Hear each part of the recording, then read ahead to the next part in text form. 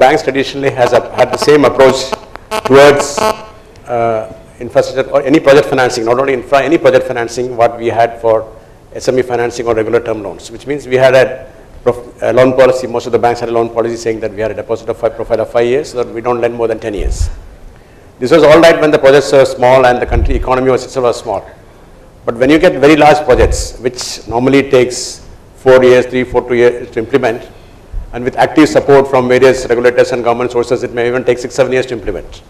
So what happens is that you ask these people to pay back in next 7 or 8 years. So the repayment becomes extremely tight. Most of the developers will sign up knowing that they can't because they need the money and there is no alternate source of funding. And after some time they'll come and say, please restructure my loan account. So what do the lenders see? The lenders are actually seeing portfolio after portfolio going up into restructuring. And so they are becoming very reluctant to spend. Even if the developer is paying back in time, his repayment is so tight that he doesn't have any cash surplus left for the first 7, 8 years and there's no valuation. Thirdly, the economy, the developer and therefore the economy doesn't generate any surplus for investment. And fourthly, because he has to pay back in such a short time, normally he wants a higher tariff.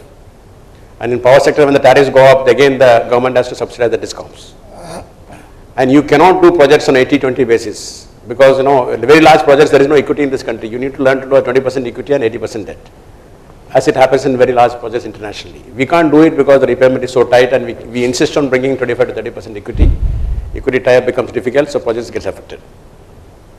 What I've suggested is just like banks do in cash credit, where you lend for 1 year, but actually the cash credit goes on for a very long time, but it's taken as a 1 year exposure. I had suggested at that time that we take a 3 or 4 year concession loan. After that, you allow the repayment over the asset life. For example, if the concession is 25, 30 years, you keep a small tail and allow them to pay back in 22 or 20 years. So the repayment becomes half of what it is now.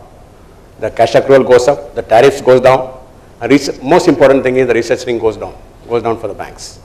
Straight away it becomes half of what is now. This is a win-win for the developer, for the economy, for the banks, and for the customer, because the tariffs go down. Finally, now RBI said that we are looking at it. I think anytime the these guidelines will come in place. Once that comes, I have requested that this need not be for the infrastructure alone. It should for all projects across the country, because we have got 100 million people coming on the employment market in the next 10 years. We need to increase manufacturing, because service sector simply cannot absorb these people. To increase manufacturing, we need to have more projects and more infrastructure coming on stream, and this can come in only when you have a cash flow based repayment schedule. So hopefully this will come through. The second suggestion I have given is that for the organization like PFC and REC and IFCL, we go for normally bond raising, but then our retail network is not there. Most countries, if you look at who have developed infrastructure, has done with domestic savings. You can only go so far with overseas money. We need to pull in domestic funds into infrastructure bonds. And what do the developers want? Developers basically look for a long-term fixed rate liability. Now with the bank funding the current way it is, we are not able to offer the fixed rate. So somebody starts with a project appraisal at 8%, and 3 years later he finds it has gone to 12-13%. It's very common. I think most of the developers sitting on this podium will vouch for it, because they have a lot of problem with interest rate fluctuation. Now what I suggest is that banks should be allowed to go for, banks can actually technically go for bond issue, but currently if the banks raise infrastructure bonds, they have to bear SLR and CRR cost, which makes the lending cost much higher than the current cost. So what I've suggested that you let the banks go on raising these bonds on a series A, series B like that. Let each issue be listed in the stock exchange so that somebody wants to exit, there is an exit route available, and give them exemption for CRR or SLR with a specific covenant that this money should be used only for infrastructure. Over a period, I think we will be able to bring in substantial deposit savings, particularly from the rural and semi-urban sectors, into infrastructure funding. This, I think, is very critical for our country. Two other suggestions which I had given was very sector specific.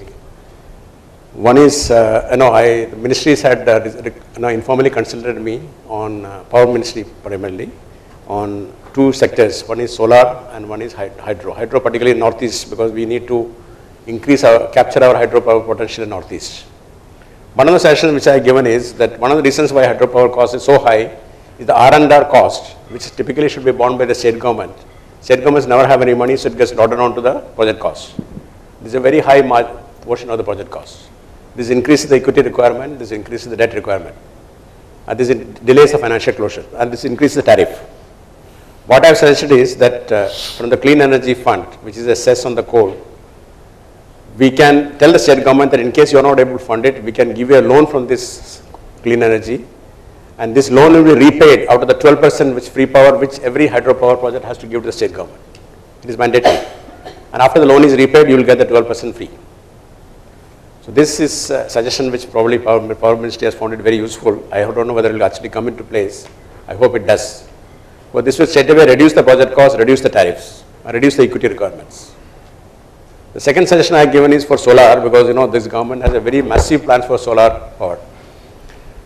Unlike the wind power, solar power is yet to reach grid parity. Solar power is still costlier. So we need to support this for some time at least. So what I have suggested is that, assuming, maximum, even at the maximum peak level, probably our lending to solar power will be around 60,000 crores from the entire banking system. So even if you give a 2% subsidy from the budget, it comes to about 1,200 crores, which is a very small amount for the budget, but it makes substantial difference for the project. There can be a capital subsidy or a revenue, or interest subsidy, but I suggested the interest subsidy probably is a better model because it is spread over a longer period. Now coming to the scenario, there is one big issue which I have been telling Finance Ministry also, that we are nobody is seeing. What is happening is the elephant in the room, as I call it, which nobody is seeing, is the Basel III. Once the Basel III comes in place, banks will find it very difficult to, reluctant, or they'll step back to go for new projects, because new projects don't get rated unless COD takes place. So how will the banks finance unrated projects for 3-4 years when their own capital is becoming tighter and tighter? There's no idea how they're going to meet these huge capital requirements. There's no clarity now. So we need to have somebody else or some other mechanism, some other models to meet these huge infrastructure requirements which our country needs. One of the suggestions which I have given is IFCL, for example, or other similar organization can go in for, IFCL, for example, now is entirely held by government. I have suggested that we can go for equity from World Bank and so many other multilateral agencies with a clear charter from the government that it should only fund enhanced infrastructure. I would not like to go it the IDFC way. Let it stick to its mandate and then finance, leverage this huge capital many times over. And the advantage for this is that we can even raise loan from these multilateral agencies then without government guarantee. And probably if they get a majority of more than 50%, we can even pierce the sovereign ceiling and get funds at a very low cost.